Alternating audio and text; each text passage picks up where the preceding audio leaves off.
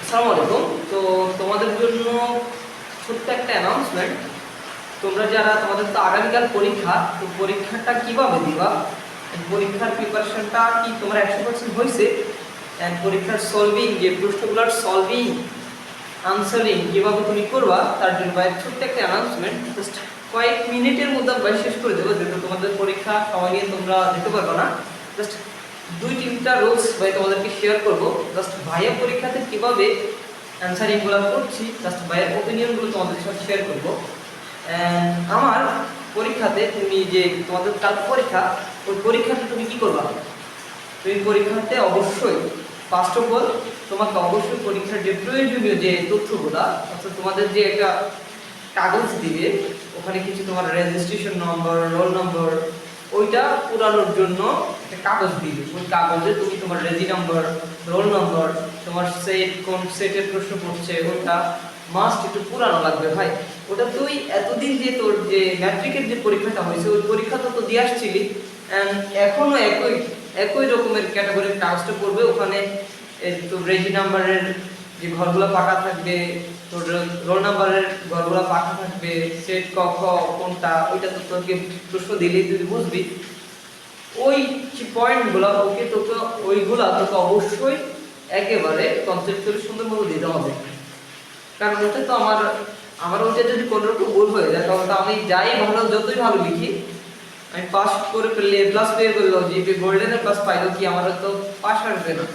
অর্থাৎ আমার ওই যে ছোট্ট কিছু সংখ্যাতাত্ত্বিক ভুলের কারণে আমার রেজাল্ট আসবে না। এই জন্য আমাদেরকে অবশ্যই ওই যে আমাদের রেজি নাম্বার, রোল নাম্বার, সেট ক খ ঠিক মতো বরাট করে সুন্দর মতো স্যারদের কথা শুনলে, অবশ্যই স্যারদের কথা শুনবা। হ্যাঁ, ঠিক মতো এটা পুরাই আমি স্যার আমাদের প্রশ্ন দিবে।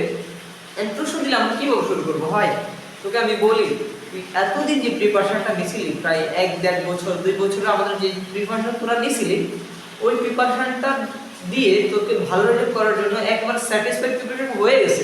এখন ফ্রাস্ট্রেটেড হওয়ার দরকার নাই যে ভাই আমার কমপ্লিট হয় নাই, আমি এখন কিছু পারছি না। বিশ্বাস কর, পরীক্ষাতে যখন পরীক্ষাটা দিবি, যে একটা প্রশ্ন যখন দিয়ে ফেলবি, খুব ইজি লাগবে। যারা পড়ছিস খুব ইজি লাগবে যে হ্যাঁ, এখন পরীক্ষার প্রশ্নগুলো অ্যান্সারিং করতে তোর খুবই আনন্দ ফিল হবে।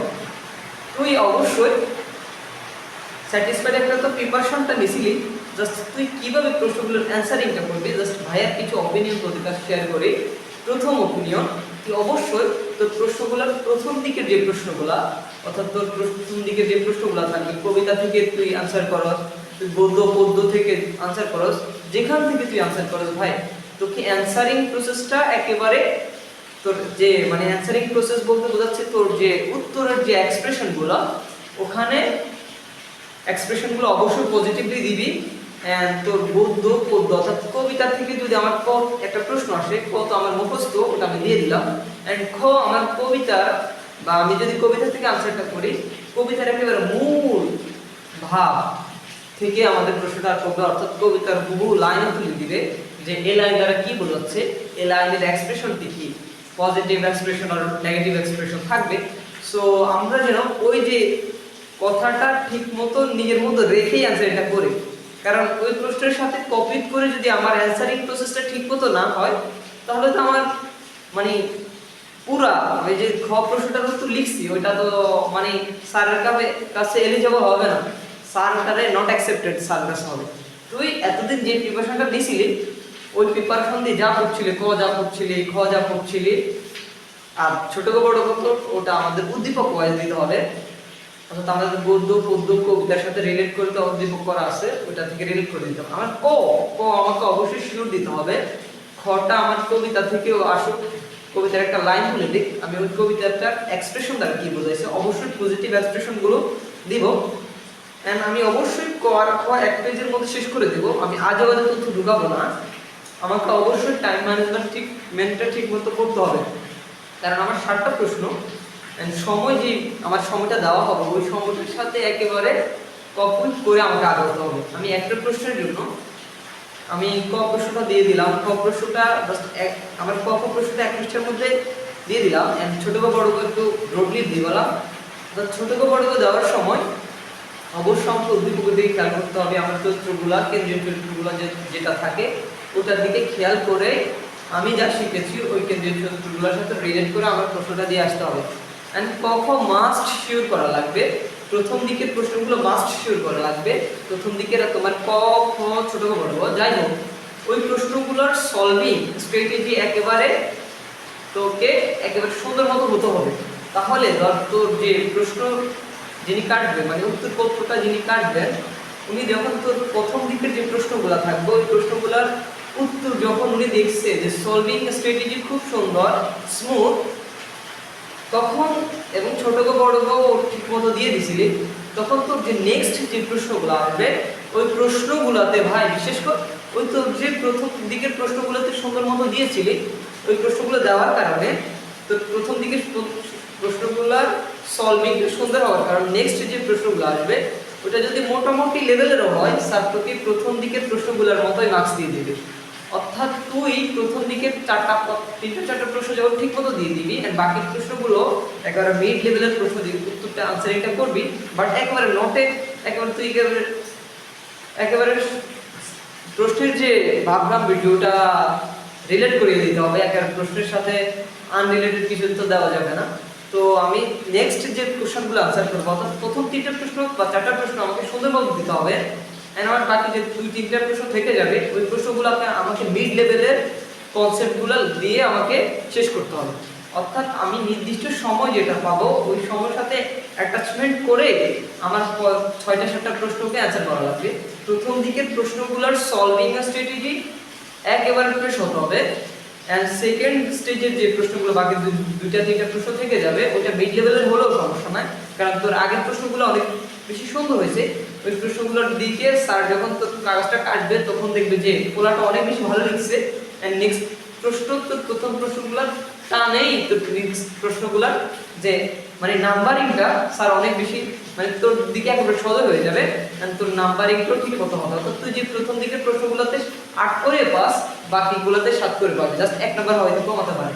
অর্থাৎ তোকে জাস্ট স্ট্র্যাটেজি যে প্রশ্নগুলো দিব অবশ্যই ভাই তোকে ভালো করে দিতে হবে, হ্যাঁ পরীক্ষা দিয়ে। এবং তোকে অবশ্যই যারা তোরা যারা এমসিকিউ দিবি ওই এমসিকিউর জন্য অবশ্যই ভাই যা কয়েক ঘন্টা এখনো সময় আছে ওই সময়টা জাস্ট একটু এমসিকিউ আর একটু কর, তার কারণ এমসিকিউতে যদি আমাদের 30 নাম্বার হয় অ্যান্ড আমার 70 মার্কস লেখাতে, অর্থাৎ আমার 100% মার্কস তো আমাকে পাওয়া আমি সম্ভব না, বাট আমি যখন 90% মার্কস পাবো 85% 90% মার্কস পেয়ে যাবো, তখন আমার যে টোটাল তো আমার physics chemistry math biology Bangla English ICT এই কয়েকটা বিষয় নিয়ে তো আমার রেজাল্টটা হবে, অর্থাৎ আমার পয়েন্ট একটা আসে জিপিএ 5 আসবে। আমার এই যে বাংলার যে মানে আমি বাংলাতে যখন ঠিকমতো first part and second part আনসারিংটা করে আসবো এবং সুন্দর মতো আমি নিজের মধ্যে তখন একটা আত্মবিশ্বাস কাজ করবে যে আমি বাংলাতে ক্লাস পাবো, ঠিক আমার পরবর্তীটাও আমি কিরকম করবো অবশ্যই নিজের মধ্যে একটা কনফিডেন্স চলে আসবে। তুই যে তোর আপকামিং যে পরীক্ষা অর্থাৎ বাংলা পরে ইংলিশ পরীক্ষা ওই পরীক্ষাগুলো তোর মধ্যে ভালো কাজ করবে, অ্যান্ড পরীক্ষাতে যদি কোনো রকম ভাই খারাপ হয়ে যায় তখন ফ্রাস্ট্রেটেড হওয়ার দরকার নাই, জাস্ট আমার নেক্সট যে পরীক্ষাগুলো আছে ওই পরীক্ষার উপর একেবারে 100% আমাকে মনোযোগ দিতে হবে, আমার অ্যাটেনশনটা ওইদিকে রাখতে হবে, এইদিকে রাখা যাবে না যে আমার একটা পরীক্ষা খারাপ হয়ে গেছে আমার নেক্সট পরীক্ষাগুলো খারাপ হবে। জাস্ট যদি তুই মনের মধ্যে এটা রাখা দিস যে আমার আগের পরীক্ষাগুলো খারাপ হয়েছে নেক্সট পরীক্ষাগুলো খারাপ হয়েছে তত খারাপ হয়ে যাবে, তুই ওই প্রথম পরীক্ষার যদি খারাপ হয়ে যাও কোনো রকম ওইটা মন থেকে পালাই যাবে, তো নেক্সট পরীক্ষার দিকে ফোকাস রাখ, ইনশাল্লাহ তুই তোর পরীক্ষাতে একটা কম্বাইন্ড ভালো রেজাল্ট হবে অ্যান্ড তুই খুব একটা ভালো রেজাল্ট করবি। অবশ্যই যারা ভালো রেজাল্ট হবে তোমাদের যাতে ভালো রেজাল্ট হয়ে যাবে ভাই ওই তুই যে তোমরা যারা পাবলিক ইউনিভার্সিটি পরীক্ষা দিবা যে বুয়েটে পরীক্ষা দিবা অর্থাৎ ইঞ্জিনিয়ারিং যে ইউনিভার্সিটিগুলো আছে ওখানে পরীক্ষা দিবা মেডিকেল পরীক্ষা দিবা, ওই পরীক্ষার যে ভিত্তিটা কিন্তু আমাদের এইচএসসি পরীক্ষাটা বলে দেয়। আমি যদি আমার এইচএসসি পরীক্ষাতে আমি যদি জিপিএ 5টা না পাই আমি বুয়েটে ফর্ম করতে পারবো না, অর্থাৎ আমার এই পরীক্ষাটা আমার যে আপকামিং যে public university private university engineering university Dhaka medical college ওই প্রশ্নগুলো ভর্তিতে আমাদের বসার জন্য একটা উপযুক্ত অবস্থা তৈরি করে দেয় আমাদের এইচএসসি পরীক্ষার রেজাল্ট। এই জন্য আমাদেরকে অবশ্যই এইচএসসি পরীক্ষাতে অবশ্যই ভালো করা লাগবে। প্রথম পরীক্ষার জন্য অনেক শুভকামনা থাকবে। প্রথম পরীক্ষা ঠিক মতো দিয়ে আসবি, এন্ড যদি কোনো রকম একটু মিস্টেক হয়ে যায় ভাই, বিশেষ করে নেক্সট পরীক্ষার দিকে একটু ফোকাস রাখবি। ফোকাস রাখলে তোর পরীক্ষাগুলো ভালো হবে। যদি ফার্স্ট হয়ে যাস তো ওই পরীক্ষাগুলো ভালো হবে না। অর্থাৎ তোর যখন প্রথম পরীক্ষা মোটামুটি ভালো হয়ে যায়, নেক্সট পরীক্ষাগুলো এমনিতে ভালো হবে, এন্ড একটু ভালো রেজাল্ট করবি। তো ঠিক আছে, আসসালামু আলাইকুম। আর এই ছোট্ট একটা অপিনিয়ন তোদের কাছে শেয়ার করলাম। জাস্ট তুই তোদের 5-6 মিনিট, এখন তো পরীক্ষার সময় নিয়ে তো বেড দরকার নাই। জাস্ট প্রয়োজনীয় কিছু সিক্রেট কথা ভাই তোদের কাছে শেয়ার করলাম। সলভিং প্রসেসটা বলে দিলাম, কীভাবে পরীক্ষাতে আনসারিংটা করতে হয়, অ্যান্ড আমার প্রথম দিকের প্রশ্নগুলো কীভাবে করতে হয়, লাস্ট স্টেজের প্রশ্নগুলো কীভাবে করতে হয় জাস্ট বলে দিলাম। এগুলো জাস্ট একটু খেয়াল করে পরীক্ষাটা দিয়ে আসবি। অ্যান্ড প্রত্যেকটা পরীক্ষা, অর্থাৎ Bangla first part, second part, English part second part, higher math first part, and আমার প্রত্যেকটা পরীক্ষা, এভরি এক্সাম অফ এইচএসসি, আমার প্রত্যেকটা পরীক্ষা জাস্ট একটু সুন্দর মতো মনোযোগ দিয়ে আমাকে শেষ করতে হবে। অ্যান্ড পরীক্ষার আগে দিয়ে আমি যা প্রয়োজনীয় যে কয়েকদিন সময় পাবো, কিছু পরীক্ষার আমার 1-2 দিন সময় আছে, ওই 1-2 দিন ভাই নিজের সর্বোচ্চটা দিয়ে, নিজের সর্বোচ্চ পরিশ্রম দিয়ে হলো ভাই পড়। তোর ওই 2 দিনের পড়া তোর এতদিন যা পড়ছিলি, এখন ওই 2 দিনে যখন তুই করে নিবি, একটু ভালো করে নিবি, তখন তোর ভাই বিশেষ কর অনেক বেশি তোর নিজের কাছে অনেক বেশি পটেনশিয়াল ফিল হবে। নিজের মধ্যে আরো অনেক বেশি পটেনশিয়াল গ্রোথ হবে যে হ্যাঁ আমি পারবো, এটা ভালো রেজাল্ট আমার দ্বারা সম্ভব। ইনশাল্লাহ তুই যদি এরকম করে পরীক্ষাতে প্রশ্নের সলভিংটা স্ট্র্যাটেজিটা অ্যাপ্লাই করে দিয়ে আসতে পারিস, ইনশাল্লাহ তুই একটা ভালো রেজাল্ট করতে পারবি অ্যান্ড জিপি পাইবো কম।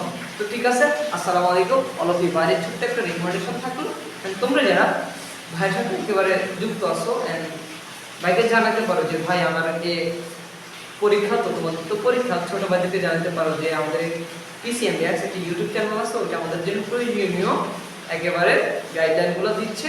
প্রয়োজনীয় যে তোদের ছোট ভাইরা যারা আছে, এখন তোরা বড় হয়ে গেছিস, ওদেরকে রিকমেন্ডেশন করতে পারিস, সেই রিকমেন্ডেশন করলে ওরা আমাদের ক্লাসগুলো দেখবে, পুরো বাংলাদেশ তোদের মাধ্যমে ক্লাসগুলো ছড়াই যাবে। তো ঠিক আছে, আসসালামু আলাইকুম। সবাই ভালো থাকো।